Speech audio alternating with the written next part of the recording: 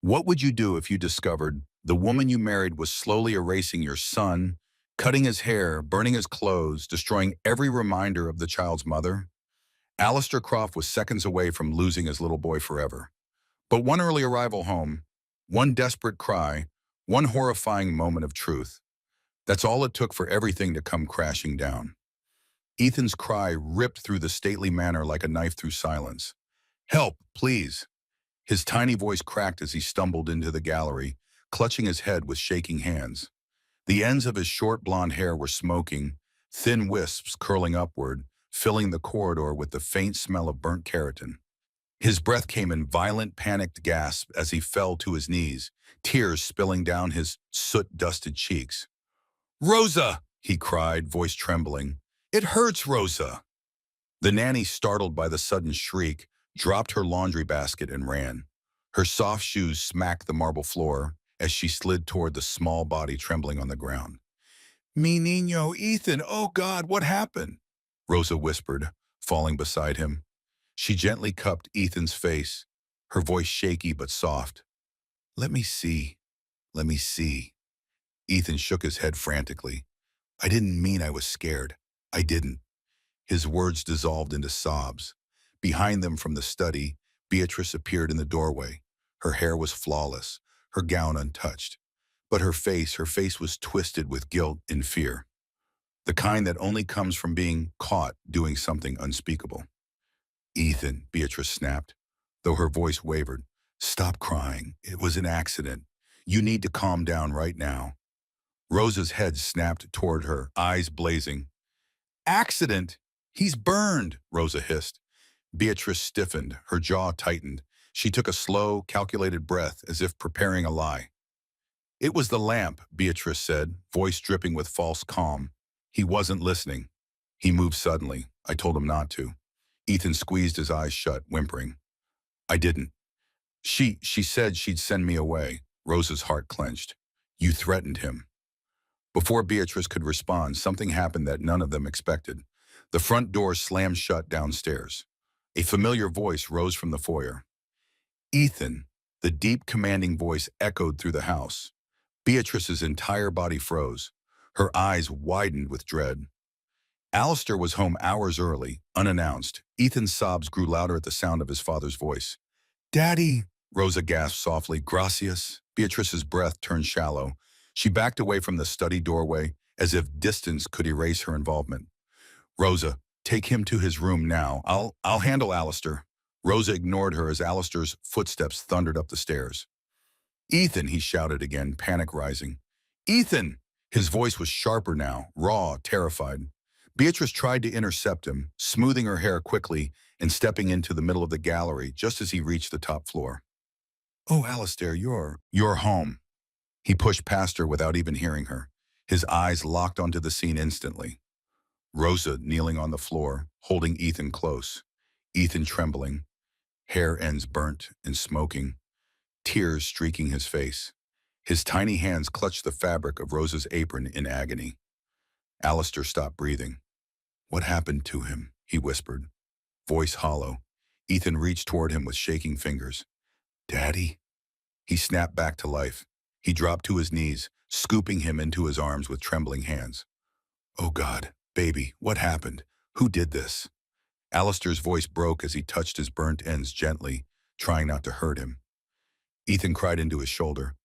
"I didn't. I was scared." Rosa swallowed hard. She looked up at Alistair with eyes full of truth and rage she had been holding for months. "There was a lamp," she said in a low, trembling voice. "A lit lamp too close to his hair." Alistair's eyes darkened. "A lamp in the study?" He turned slowly like a man preparing for war. Beatrice stood frozen near the doorway, eyes wide, hands shaking. "It was an accident," she blurted quickly. He wasn't listening. He was acting out again. He moved too close. Alistair's expression went from confusion to realization to pure, cold fury. "Beatrice," he whispered dangerously, "did you do this?" Her face tightened. "You're not listening. It was his fault. He wouldn't." He stepped toward her sharply. "Did you do this?" She flinched. Rosa stood, placing herself between father and son like a shield. "Señor," she said quietly. This was no accident. Ethan trembled in his arms. Daddy, I'm sorry. I didn't mean to. She said she'd send me away forever. Something inside Alistair snapped. He pulled Ethan closer, holding him as tightly and carefully as he could. He looked at Beatrice with eyes so cold they could freeze bone. I swear to God, he said in a low growl. If you laid a single harmful hand on my son, Beatrice broke. Alistair, he's manipulating you, she shouted. He's always trying to ruin us. He wants all your attention. You're letting a child destroy our marriage. At that, Ethan whimpered painfully and buried his face deeper into his father's chest. Alistair's fury exploded silently, not in screams, but in the terrifying stillness of a powerful man who had finally seen the truth. Rosa, he said, jaw clenched, get the car. We're taking Ethan to the clinic. Beatrice stepped forward. Wait, Alistair, please.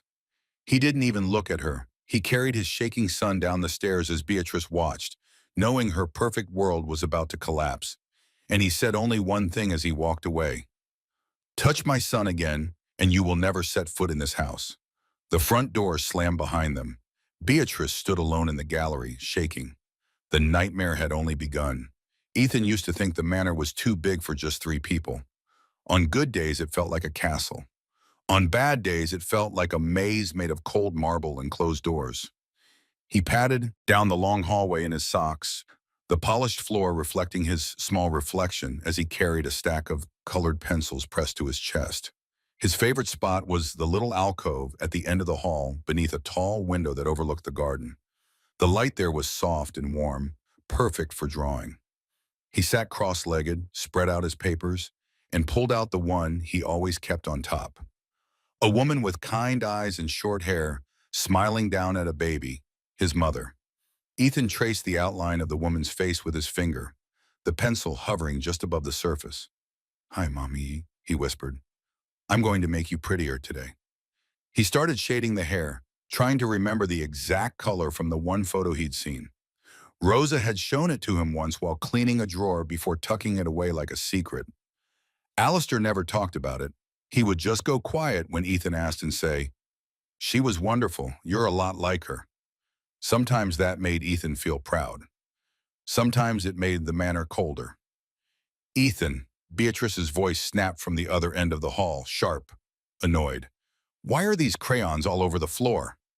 Ethan flinched and looked back.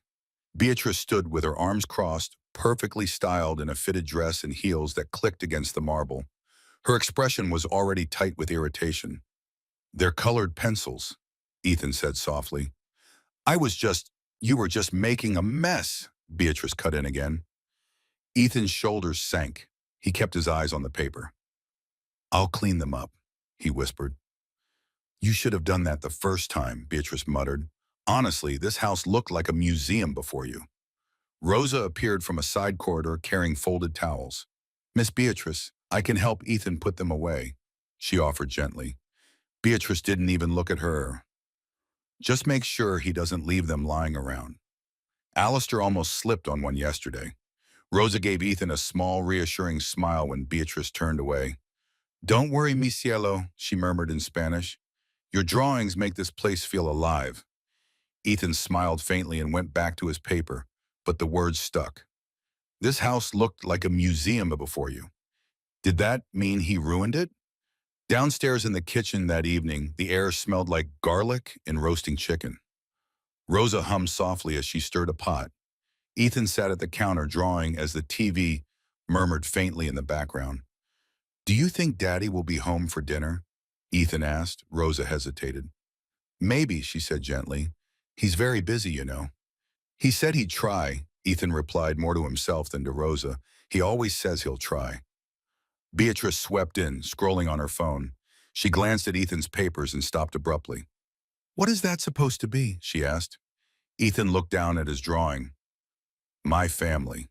3 figures. Ethan in the middle, holding hands with his father on one side and a woman with short hair on the other. Beatrice's smile tightened. That doesn't look like me, she said coldly. Ethan's fingers tightened around the pencil. He swallowed. It's Mommy, he said softly. My first Mommy. Beatrice's jaw clenched. Rosa stiffened at the stove. Well, your first mommy is gone, Beatrice said sharply. I'm the one here now. Maybe you should draw that instead. Ethan's eyes burned. Beatrice, Rosa said quietly, trying to intervene. Beatrice ignored her. I don't know why you keep living in the past, she continued, tossing her phone onto the counter. Do you think Alistair likes being reminded of her every time he walks in? I just... Ethan's voice shook. I'm scared I'll forget her.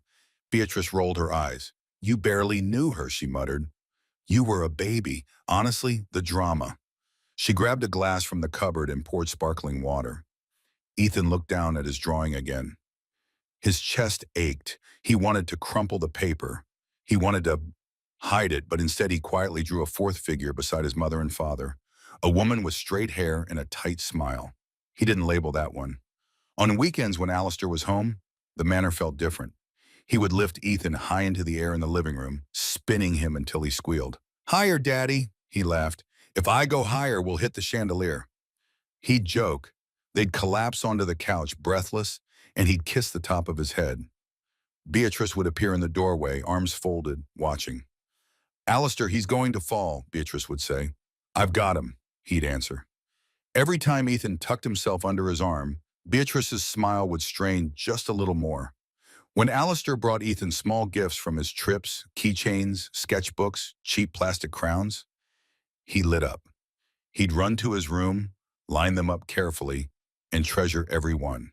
Beatrice noticed. She noticed how Ethan's eyes never glowed like that for her. Not for new clothes, not for piano lessons she forced on him, not for the neat haircuts and designer shoes she scheduled as bonding. It wasn't enough that she was Alistair's wife. She wanted to be adored. And Ethan's quiet loyalty to a mother buried in the past felt like a stain she couldn't scrub out. One evening, Alistair sat at the dining table, scrolling through emails between bites of food. Ethan picked at his vegetables, glancing between him and Beatrice. Daddy? Ethan asked timidly. Yes, son. Will you come to school for Parent Day next week? Alistair paused. What day is it? Thursday, he said quickly. There's going to be a little art show. I'm drawing you. His expression softened. I'd love to, sweetheart. I'll check my schedule. Beatrice set her fork down a little too loudly. He's been asking about that all week, she said. Don't make promises you'll cancel last minute. Alistair frowned. I said, I'll check. You said you'd come last year, Beatrice reminded him, and the year before. You missed both. Ethan's shoulders tensed. I know, Alistair said quietly. I'll try. Ethan swallowed. He'll try. Those two words always meant the same thing. Maybe, maybe not.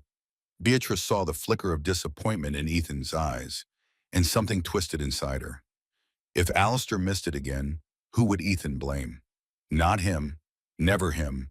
He'd blame himself. He'd blame Beatrice. He'd blame the world.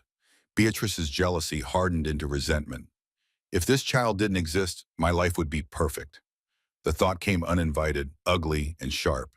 She pushed it away, but it came back again and again.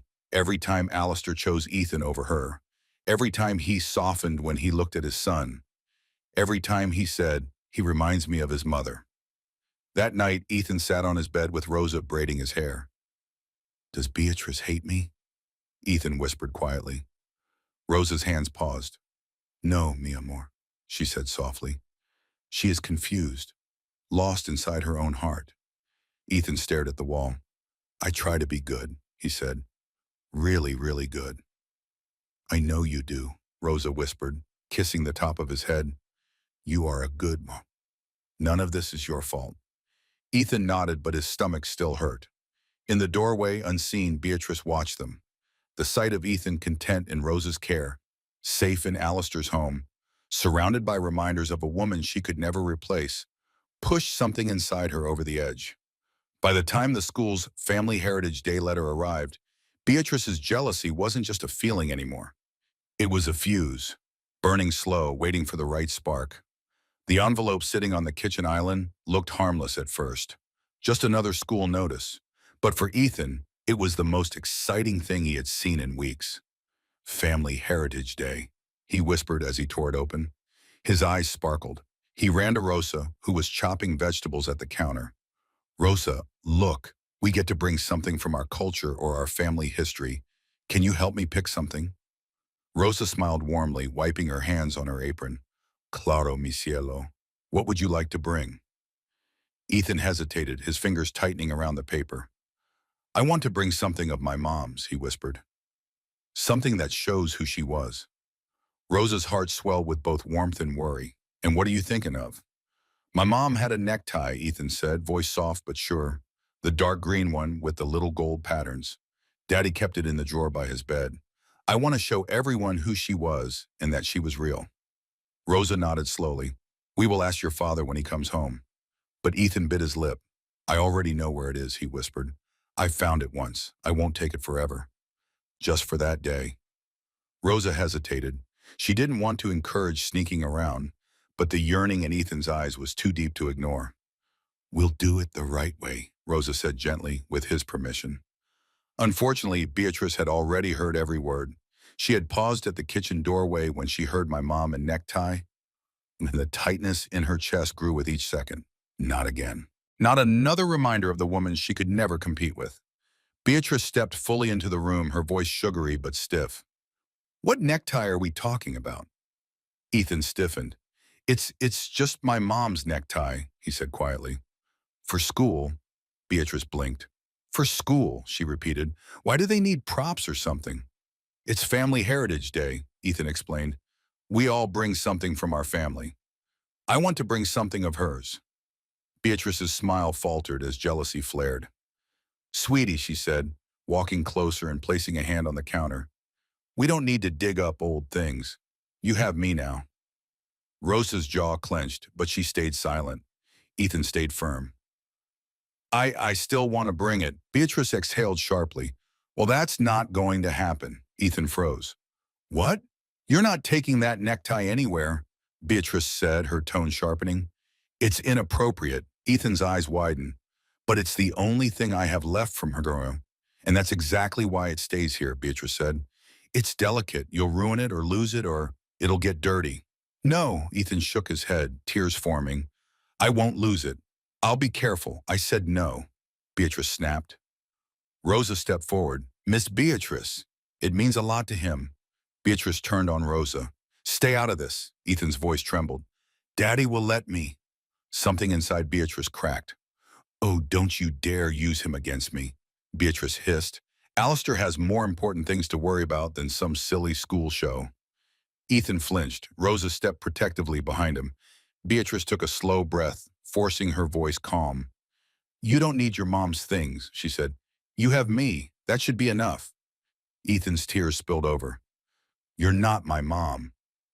The words came out soft, not hateful, but they hit Beatrice like a slap. For a moment, Beatrice stood frozen, a vein pulsing in her neck, breathing quickening. Then she turned, walked to the drawing room, and returned, holding a large metal fire-safe box. Ethan watched, confused. Beatrice opened it. The green necktie gold pattern shimmered faintly under the kitchen lights. No, Ethan gasped, stepping forward. Beatrice pulled it out gently, almost tenderly. Sweetness, she said, voice icy.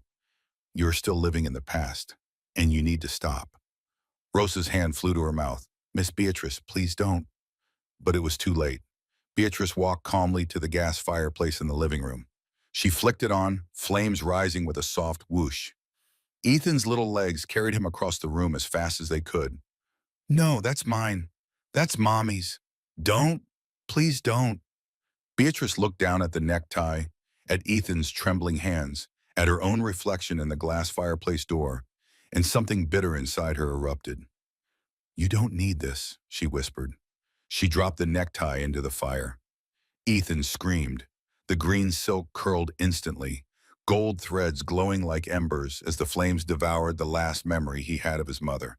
No, no, no, Ethan sobbed, collapsing to the floor, reaching toward the glass. Rosa grabbed him, pulling him back. Beatrice stood frozen, chest heaving, eyes wide as if she couldn't believe what she'd just done. But she didn't apologize. She didn't look guilty. She just looked cornered. We're done discussing this, Beatrice said, voice shaking. No more talk of your mother. Ethan screamed again, but this time it wasn't a shout. It was a sound of heartbreak so raw it made Rosa's whole body shake. Beatrice turned abruptly and walked away, gripping her own arms tightly, as if she could hold her jealousy together before it shattered. Rosa knelt beside Ethan, hugging him gently as the little boy sobbed into her chest. "I'm sorry, mi amor," Rosa whispered, tears slipping down her own cheeks. "I'm so sorry." Ethan could barely speak. "She took her away again," he cried. "She took Mommy away." In that moment, something fundamental broke in Ethan's world, and something much darker awoke in Beatrice's. Ethan didn't sleep that night.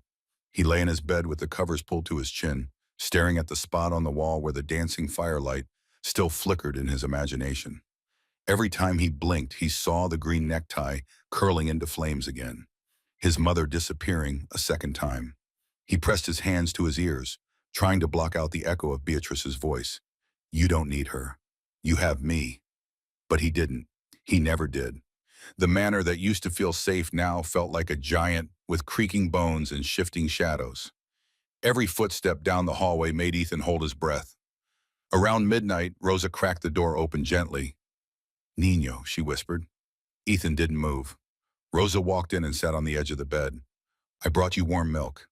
Ethan shook his head. "I don't want anything." Rosa's heart ached. She stroked the little boy's hair, the part that wasn't singed. "Ethan, I know she hurt you. I wish I could protect you from everything." A tear slipped down Ethan's cheek. Daddy wouldn't have let her do it. He would have saved it. Rosa sighed. "Your father loves you, but he does not see what happens when he is gone." Ethan whispered. "He never sees." Rosa leaned forward, pressing her forehead to Ethan's. "But I see," she whispered. "And you are never alone. Not while I am here." Ethan's breathing steadied slightly, but it wasn't enough to undo the damage. The next morning, the manor felt colder than usual. Beatrice sat at the breakfast table, dressed perfectly, sipping her green juice as if nothing had happened. She scrolled through her tablet, eyes flicking only briefly toward Ethan when he entered. Ethan stepped into the dining room timidly, hands clasped behind his back, hair tucked down to hide the uneven, burnt ends. Rosa walked behind him like a silent guardian. Beatrice set her tablet down. "You have school today," she said flatly. Ethan nodded, eyes on the floor. "And you're not telling anyone about what happened yesterday?" Beatrice continued, calmly. "Understood?" Rosa stiffened. Ethan swallowed. "But what do I say if they ask about my hair?" Beatrice smiled, cold and calculated. "Then you tell them you were playing too close to the stove or crafting with the candles. Something childish, something believable." Rosa's voice sharpened. "Miss Beatrice, he should not lie." "It's not lying," Beatrice snapped. "It's protecting this family from unnecessary drama." Rosa opened her mouth again, but Ethan tugged her apron. "It's okay," Ethan whispered. "I won't say anything." There was defeat in his voice that made Rosa's eyes burn. Beatrice stood up abruptly. "And one more thing," she said, turning to Ethan. "There will be no more talk of your mother, no drawings of her, no stories, no little altars or memories or projects. Nothing." Ethan's lips quivered. "But why?" "Because I'm your mother now," Beatrice said sharply. "And you're going to start acting like it." Ethan blinked rapidly, trying not to cry. Rosa took a sharp step forward. "You cannot erase his mother. I can erase the things that disrupt this household," Beatrice shot back. "Now get him ready for school." She walked out, heels clicking across the marble. But there was something in her walk today, a rigidness and instability that Rosa recognized too well. Women controlled by jealousy were the most dangerous. The following week became a slow descent for Ethan. Every time he drew something, Beatrice threw it away. Every time he looked at the family portrait wall, Beatrice blocked his view. Every time Ethan tried to call his father, Beatrice said he was busy. The necktie incident had changed something fundamental in Beatrice's mind. Not just resentment, control. She had to control Ethan's thoughts, emotions, memories, everything. One afternoon, Ethan sat quietly at the kitchen counter, working on his school art assignment. She drew a little house with 4 stick figures, his father, himself, Rosa, and a blank space where he wasn't sure who belonged. Beatrice appeared behind him. "What are you drawing?" "A family," Ethan whispered. Beatrice leaned forward. "Where am I?" Ethan hesitated. "You're not in this one." Beatrice's expression hardened instantly. Why not? Ethan swallowed. I didn't know where to put you. Beatrice grabbed the drawing abruptly. You put me where I belong, in this family. She crumpled the paper and tossed it into the trash. Ethan's vision blurred with tears. Rosa stepped into the room, voice firm. Enough, Miss Beatrice. This is not discipline. This is cruelty. Beatrice turned, eyes sharp. Stay out of things that don't concern you. Rosa didn't flinch. Ethan is always my concern. Beatrice stepped forward. Too close, too angry. You're a nanny, don't forget that. Rosa didn't back down. And you are a woman losing her mind. Beatrice's lips curled into something terrifying. You think you can protect him? Alistair will never take your side. Rosa stiffened. Beatrice leaned closer. I am this household. I am his wife. I am the mother now. Then she walked away, leaving the air poisoned. Ethan looked up at Rosa with wide, frightened eyes. Rosa, she hates me. Rosa crouched down beside him. No, she whispered. She hates herself, and she takes it out on you. Ethan wiped his eyes. I just want Daddy. Rosa pulled him into a hug. I know. Later that week, Beatrice's control snapped completely. It was the day of the art presentation at school. Ethan waited at the curb anxiously, hoping his father would show up, but Beatrice was the one who arrived. Daddy said he would. He's busy, Beatrice said flatly. Stop expecting things. Ethan's shoulders sank. When they returned home, Ethan slipped upstairs to play in the study. Something familiar, something quiet. He set up his action figure on the counter and pretended to braid its hair. Beatrice walked in, lamp already lit from her late afternoon reading. She glared at Ethan. I told you no more of your mother's things, she snapped. And here you are playing pretend again. Ethan froze. I'm not. I'm just playing. Beatrice grabbed the figure from him and tossed it aside.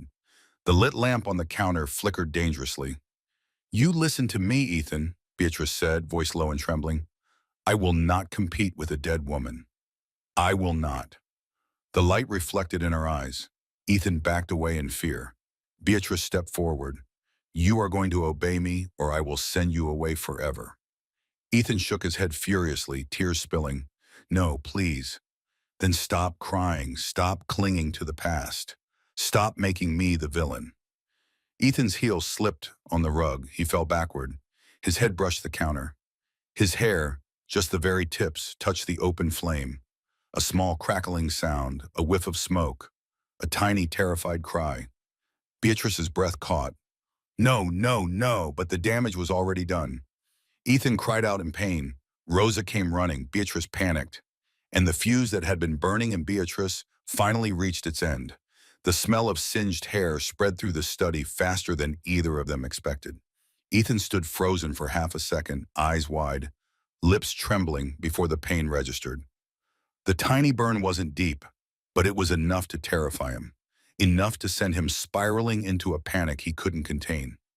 His cry tore through the walls. It hurts! Rosa! Rosa! Beatrice's entire body went rigid.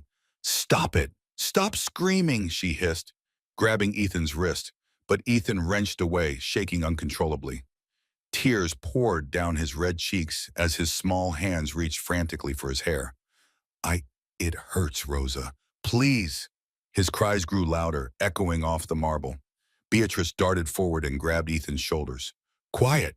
Do you hear me? Quiet. You'll get me. You'll. She swallowed, her voice breaking. You'll get us in trouble. Ethan sobbed harder. I want Rosa. Please. I want Rosa. Beatrice's desperation turned feral. Look what you made me do, she snapped. If you had just listened. The door slammed open. Rosa burst in, breathless, eyes wide.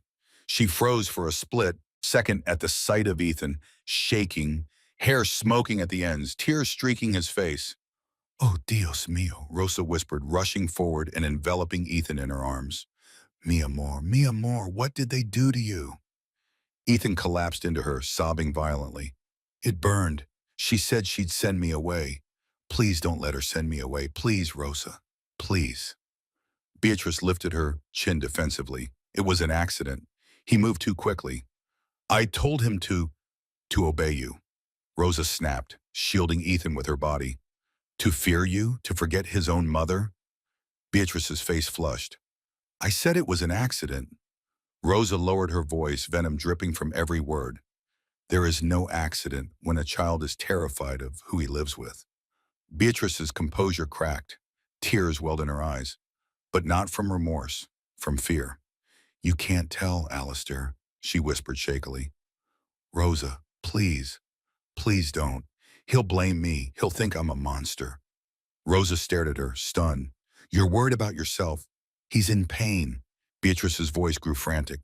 I didn't mean to hurt him. She made me. She pushed me. Rosa stood, lifting Ethan into her arms. He is a child. You are an adult. Remember that. Beatrice's breathing became erratic. Rosa, if Alistair finds out, he'll leave me, she whispered. Her hands shook uncontrollably. I didn't want things to go this far. I swear. Please, please help me cover this up. Rosa froze.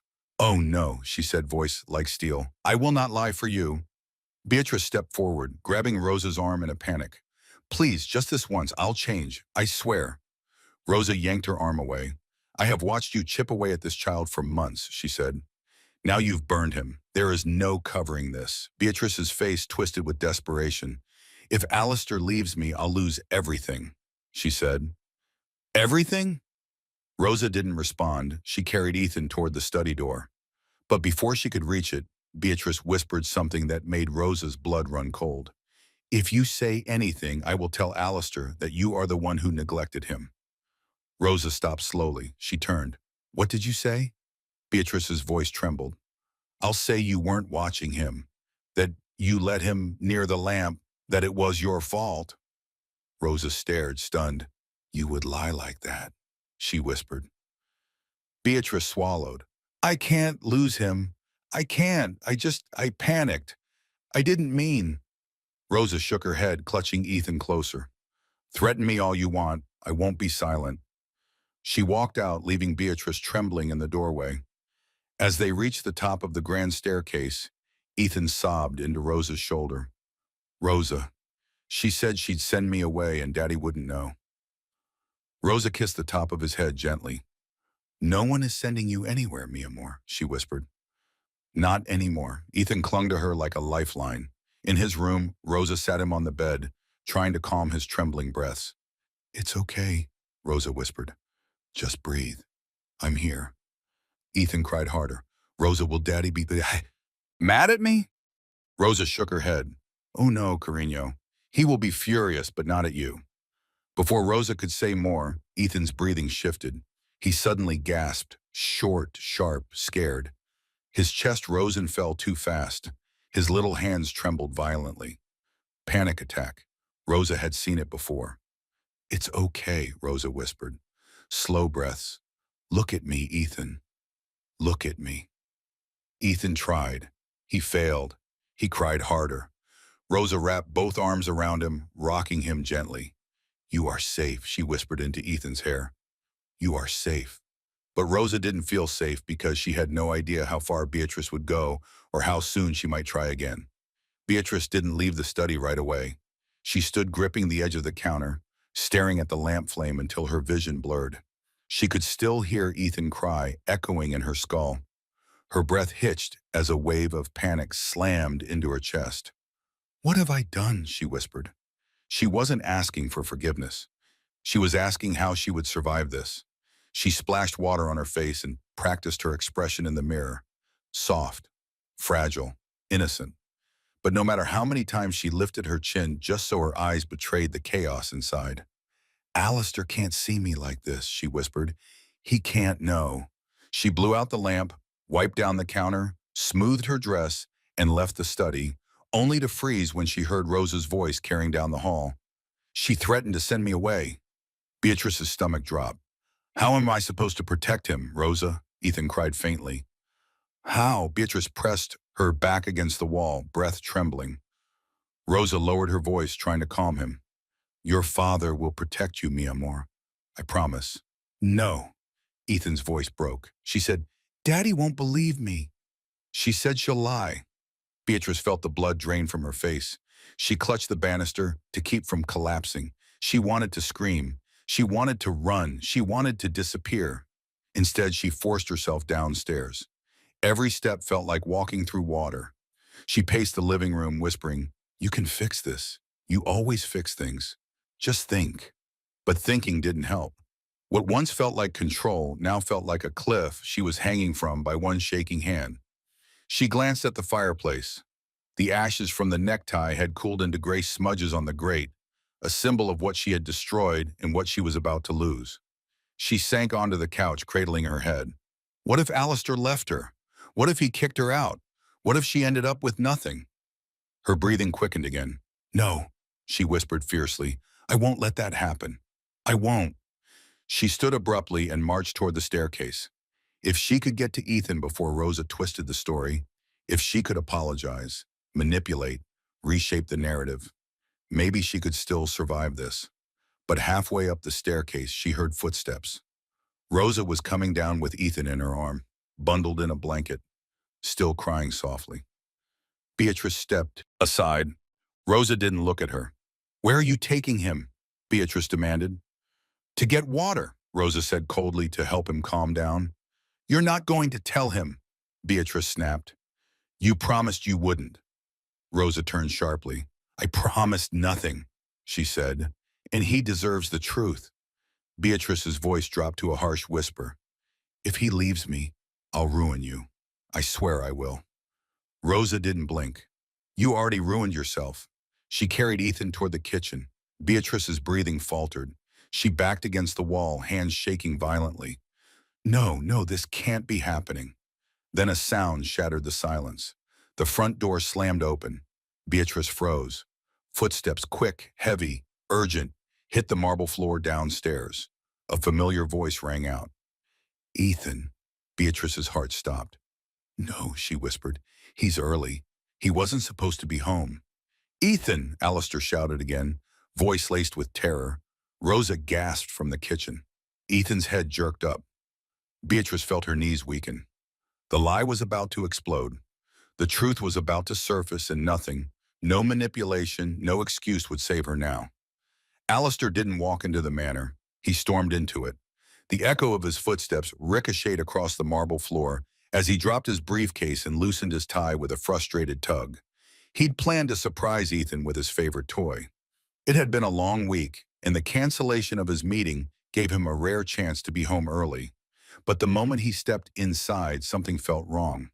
The air was heavy, the silence thick, the house unusually still. "Ethan!" he called again, louder this time. "Son, where are you?" He started toward the gallery when he heard it. A muffled sweep, a trembling little voice, a panic that froze his blood. "Rosa, it hurts. Please don't let her take me." Alistair's heart slammed against his ribs. He ran. He rounded the corner just as Rosa carried Ethan toward the kitchen. When he saw them, he stopped dead. Ethan wrapped in a blanket. Ethan crying. Ethan, hair uneven, burned at the ends. Alistair's breath collapsed out of him. "Ethan," he whispered. Rosa's eyes widened in horror. "Senor Alistair." But Ethan lifted his head, saw him, and reached out blindly with both arms. "Daddy." He rushed forward, scooping him into his arms with desperate urgency. He trembled against him, burying his face in his chest as if he were the only safe place in the world. "What happened to your hair?" he choked, gently touching the scorched ends. "Baby, did you fall? Did something happen at school?" "Tell me." Ethan sobbed harder. "It burned, Daddy, it burned." Alistair's stomach flipped. "Burned? What do you mean burned?" Rosa swallowed, tears welling. "Senor, we must talk." But Alistair had already turned. "Beatrice!" he roared, voice booming through the entire house. Beatrice flinched from halfway up the stairs. She forced a shaky smile and descended slowly, gripping the banister like it was the only thing keeping her upright. "Alistair, darling, you're home early. I was going to—" He stepped toward her like a storm. "What happened to my son?" Beatrice froze, lips parted, eyes darting to Ethan. I told him to be careful around a lamp." Beatrice stammered. He moved too quickly. He tripped, and Ethan cried louder. "I didn't trip. I didn't." Alistair stiffened. He looked from his son's tear-streaked face to Beatrice's trembling lies. and something inside him shifted. He knew his child. He knew the truth when he heard it. He knew fear when he saw it. And Ethan was terrified of the woman standing in front of him. Rosa stepped forward slowly. Senor Alistair. Ethan didn't fall. He was scared of Beatrice cut her off with a furious glare. Rosa is exaggerating. She's always undermining me, Alistair snapped. Enough, the word thundered through the hallway. Beatrice flinched violently, but Alistair didn't look at her. He looked at Ethan. His voice softened into something broken.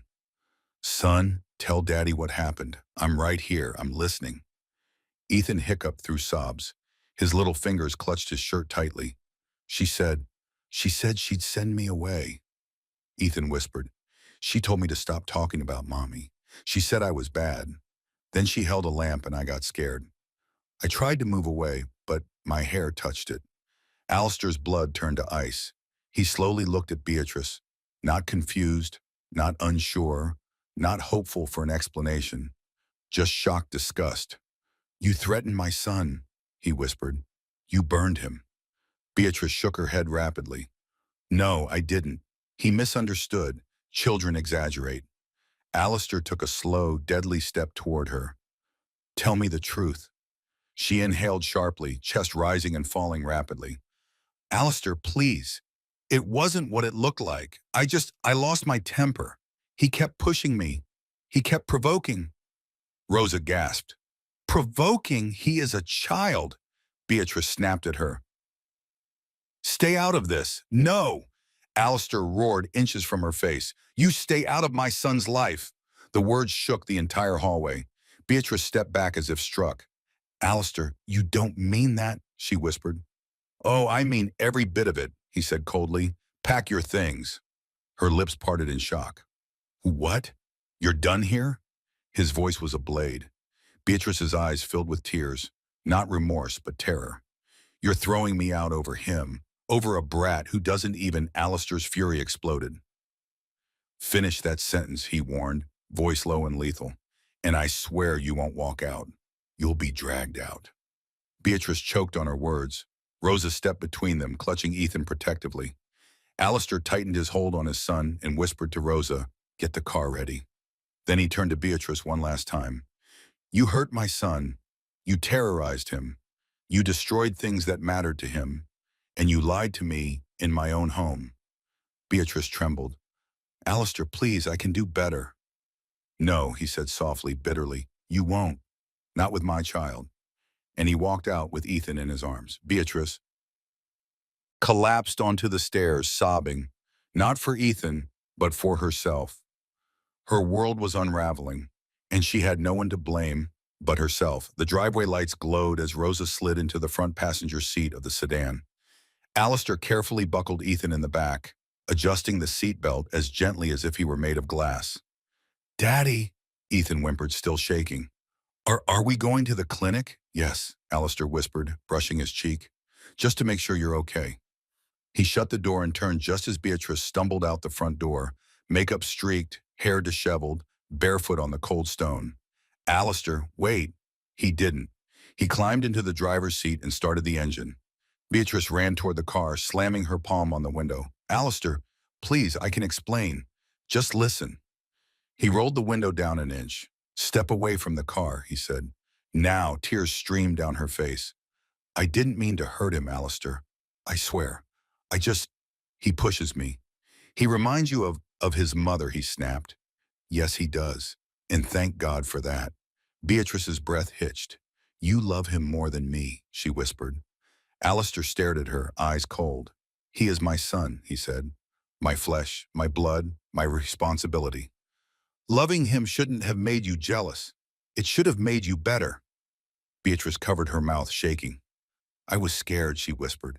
Scared you to always choose him. I didn't have to choose, Alistair said. You made sure I only had one choice. Beatrice's knees buckled. She sank to the pavement.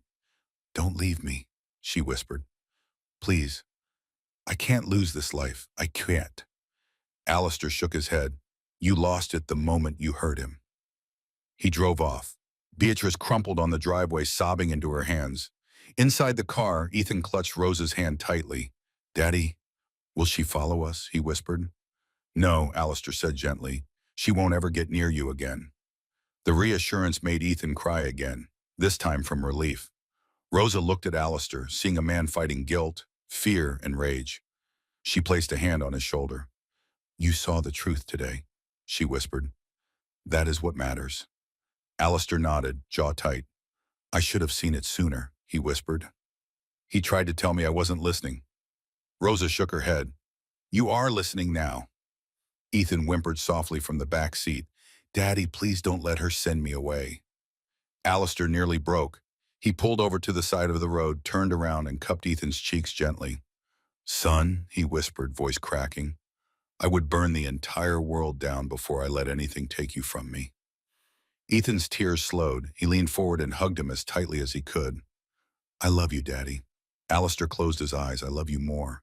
He kissed his forehead, got back in the driver's seat, and drove to safety, to truth, to healing. And Beatrice, her consequences were far from over.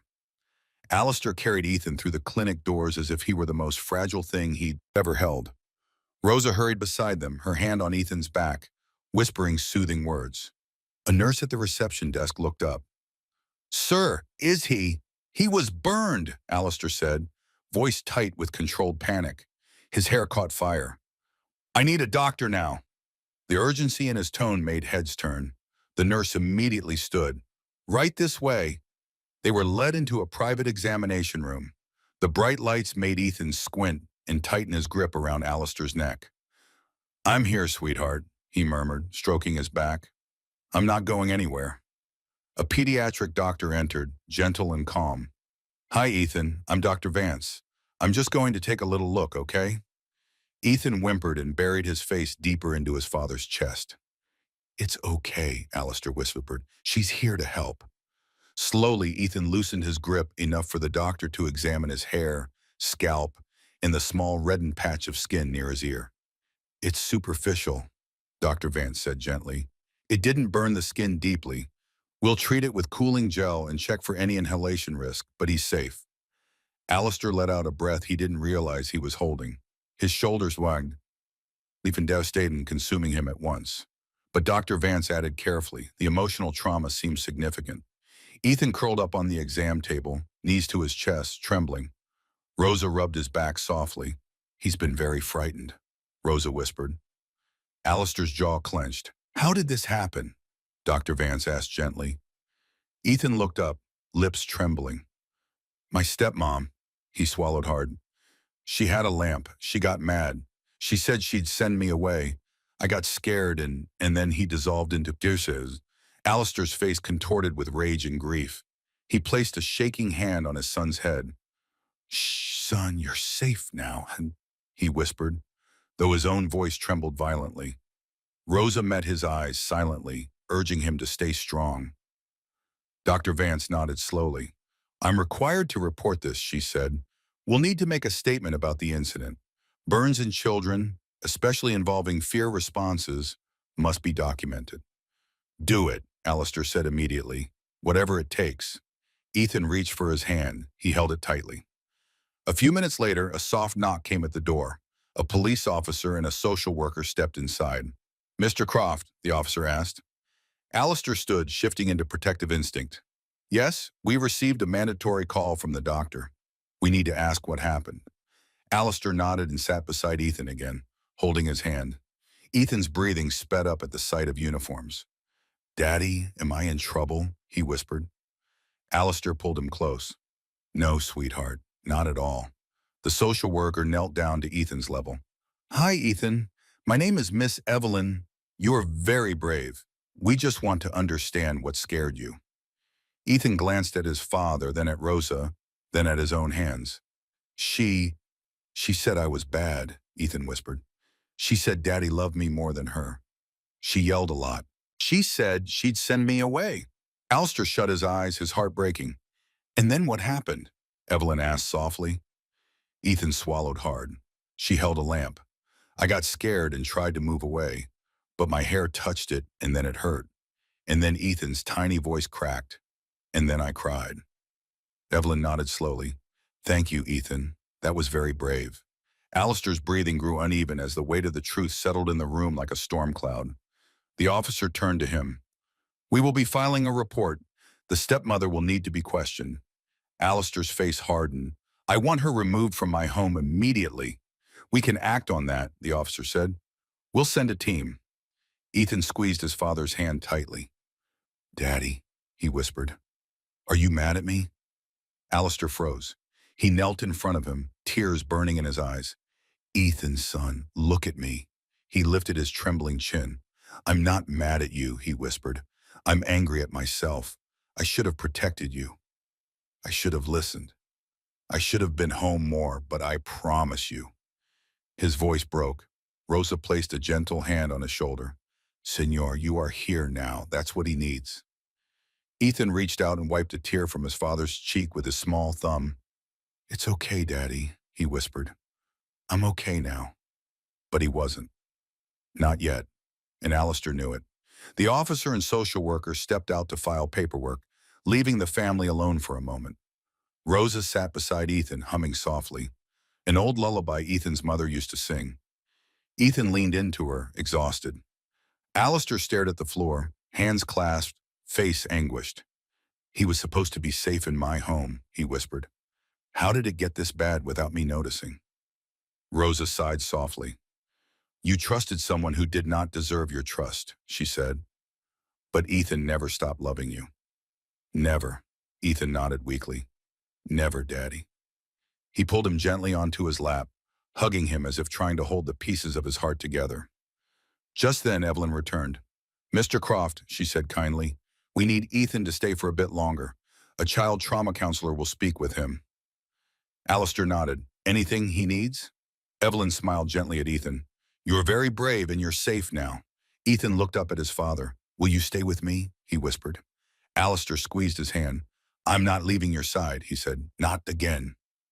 Rosa exhaled with relief, but just as Alistair began to breathe again, the officer stepped back in with an additional update. "Sir, Beatrice is currently refusing to leave the property," he said. "She is distraught in claiming the child fabricated the incident." Alistair's face turned to stone. Rosa's eyes widened.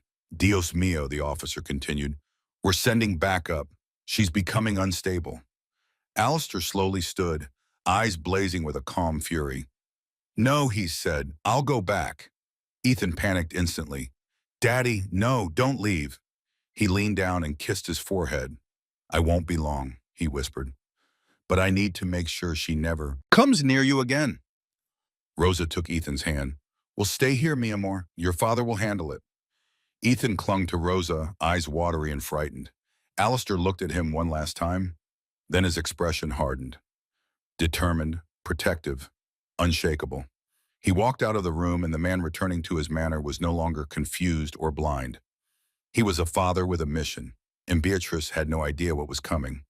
The manor loomed in the night like a frozen monument, silent, dark, and waiting. Alistair's car screeched into the driveway. He stepped out with a clarity he hadn't felt in years. No confusion, no hesitation, no benefit of the doubt, just determination. Two police cruisers sat near the front steps, lights flashing silently. A pair of officers stood by the entrance, conversing with Beatrice, who looked wild, hair messy, mascara streaked, pacing barefoot on the cold stone. "Alistair," she screamed the moment she saw him. "Finally, you have to listen to me. They're twisting Ethan's words. Rosa poisoned him against me." He didn't even blink. "Step away from my house." She froze. "Alistair, I'm your wife. You hurt my child." Her breath hitched. One officer stepped forward. "Sir, she's refusing to vacate until you speak with her." Beatrice lunged forward, grabbing Alistair's arm with claw-like fingers. "I didn't do anything." "He lies. He manipulates you. He wants all your attention." Alistair peeled her hand off of him, one finger at a time. "Don't touch me." She staggered backward. "I made this home for us," Beatrice cried, "and you let that little brat destroy it." Alistair's voice dropped into something cold and fatal. "Call him that again?" Beatrice flinched. He stepped closer, towering over her, not in anger but in truth. "You were jealous of a child." "My child?" You resented him for having a place in my heart you were never meant to replace. Beatrice's lips trembled. I just wanted you to love me as much as what? Alistair growled. As much as I loved his mother, as much as I loved my son. Beatrice swallowed hard. I gave you love, Alistair said, voice low, and you poisoned it. Every whisper, every threat, every cruel moment. Her knees wobbled. You didn't just hurt him emotionally, Alistair continued. You put him in physical danger. You terrified him. You took something sacred from him and burned it. Beatrice shook her head violently. He pushed me. He made me angry. He's been manipulating you for months. Stop blaming a child for your insanity. Alistair roared. The officer stiffened. Beatrice's breath broke into sobs. He, he reminds you of her, Beatrice said, voice cracking. Of your first wife, of that perfect woman I could never compete with. I knew every time you looked at him that you were seeing someone else. Someone I couldn't kill. Someone I couldn't erase. Alistair stared, horrified. There it is, he whispered. The truth. Beatrice covered her mouth, realizing too late what she had admitted. You wanted to erase my son because he reminded me of his mother. Silence fell like a falling blade. Alistair straightened, voice turning into iron. Officers, remove her. Beatrice gasped. No, Alistair, please. I didn't mean it. I just wanted us to be a family.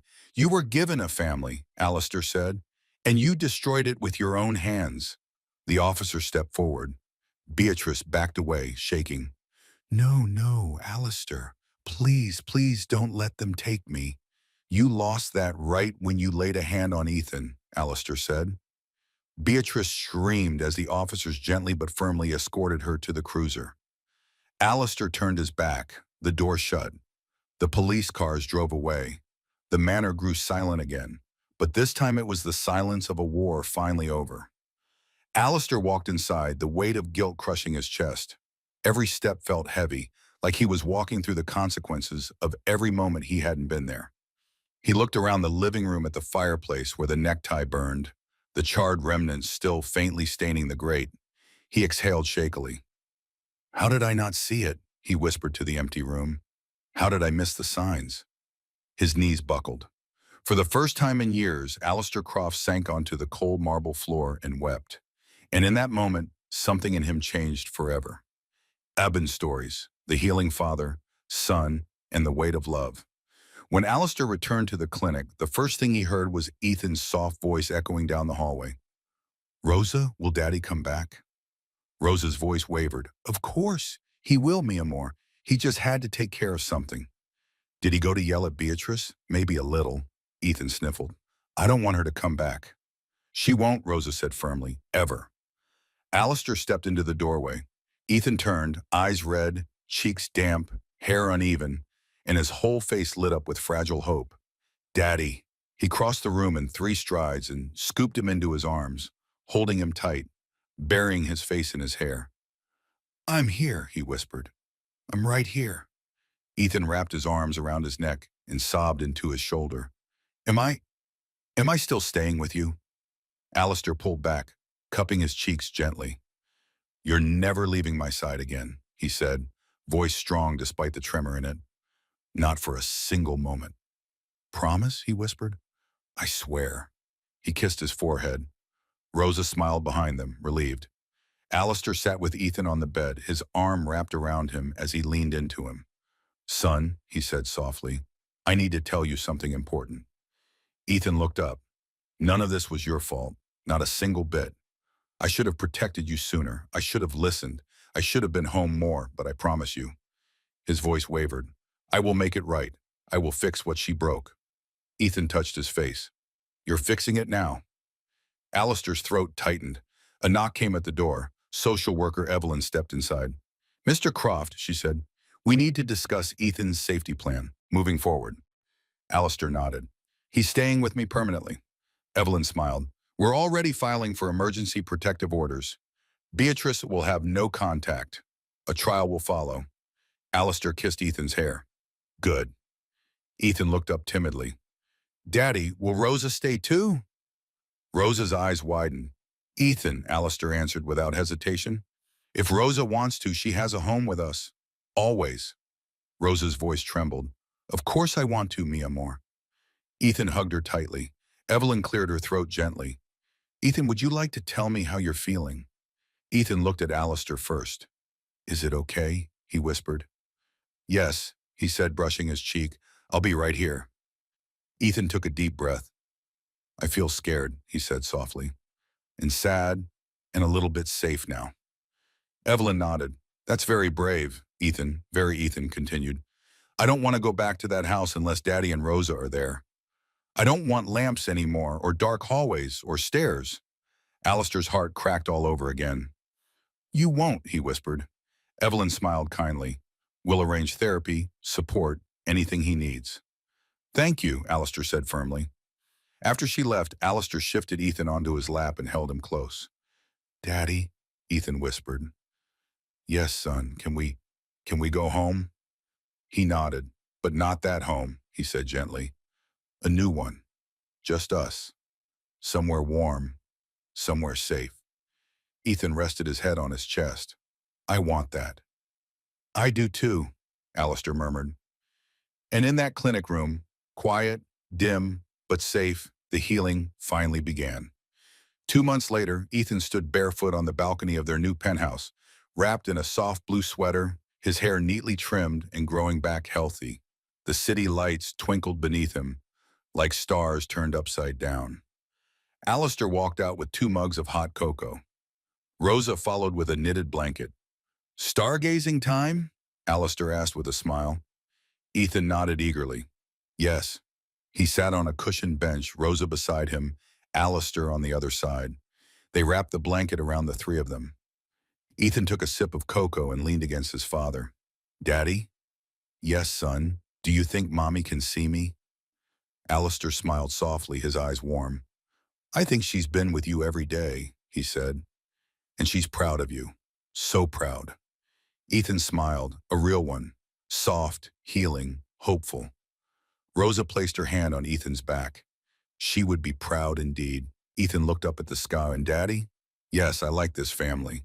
Alistair pulled him close, kissing the top of his head. I love this family. Ethan reached for Rosa's hand and his father's hand, holding both tightly. The past no longer haunted him. The fear no longer lived in his chest. The shadows in his memory were fading. He whispered, I'm safe now. Alistair closed his eyes, letting the moment wash over him like forgiveness. Yes, he breathed, you are. And for the first time in a long time, everything was calm, everything was warm, everything was right.